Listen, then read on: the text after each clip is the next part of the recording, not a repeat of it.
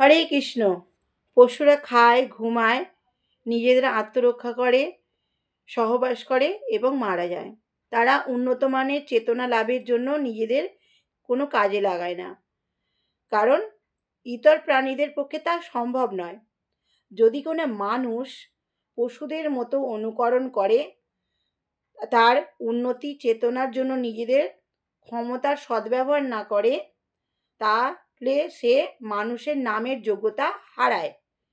পরবর্তী জীবনে তাকে পশু দেহ লাভের জন্য প্রস্তুত হতে হয়। কৃষ্ণের দয়ায় আমরা এই উন্নত দেহ ও বুদ্ধি পেয়েছি।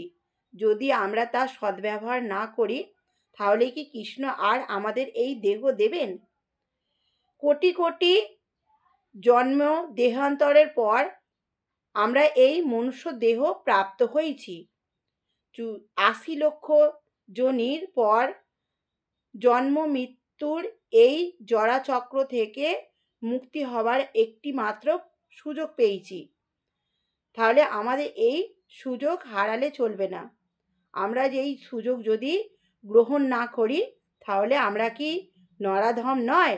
হরে কৃষ্ণ।